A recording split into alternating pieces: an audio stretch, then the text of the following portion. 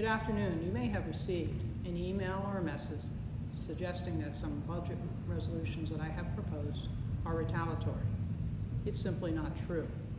I proposed moving money from the Phillips Park Fund from this year to historic preservation projects and then restoring that money the following year. So Phillips Park will be done on time and on schedule as previously contemplated by the Commission last year. This past summer, I made those proposals long before there was the vote this past September on the election issue as to whether or not to move it to November. You can look at the summary sheet about the budget at the end of this video that shows you how the money moves. It's just simply swapping out the money from one year and putting it in next year, so Phillips Park is done as scheduled. Please read the resolutions and don't rely on misinformation.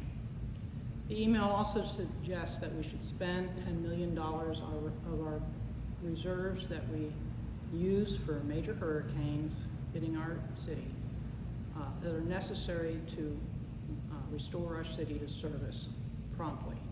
Cash is king when it comes around to getting workers and contractors here to our city to clean up our streets. Spending that money now not only will be unnecessary, but it will increase our expenses in the long run.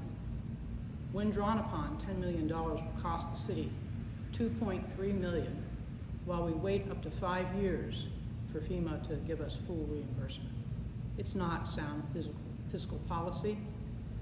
Our current budget, as proposed, provides $1.8 million for sidewalk replacements, $929,000 for new sidewalks, $1.2 million for Burger Bob's.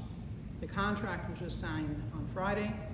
The contractor, John Bell Construction, is somebody that my neighbor came and applauded that we used because she had used them and was very, very pleased with the workmanship and type of work that they've done.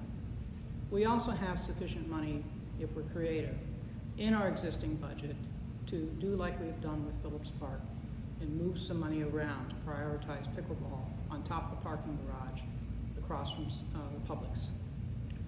We also have money that will be coming in to take care of Biltmore Way and Flagler development, the Flagler district, from mobility impact fees that I proposed this past May that would go into that fund for the future. I also have a resolution to take the salary increases out of the budget. Those salary increases were not in our draft budget. They were put in the final budget that was heard this last time. They consist of a 101% increase for commissioners, 93% increase for the vice mayor, and 71% increase for the mayor. As you know, that was not something that I've proposed or voted for. I've suggested, and I will be suggesting, that those be taken out, and that if the commissioners, the majority of commissioners, want to pursue this item, that they should put it on as a discussion item, have a sunshine meeting, do a separate ordinance with a first and second reading, or put it on the ballot for the residents to make the choice. Please read the proposed resolution attached to the agenda, and please don't believe that this is retaliatory. It is for transparency. Lastly, I have a resolution for a grant program to assist lower income individuals to hook up the septic to sewer. It'll be funded by state and federal funding that comes in a way of appropriations and not your taxpayer dollars. I look forward to your review and to hear from you, and hope you like the resolutions that have been proposed. Thank you.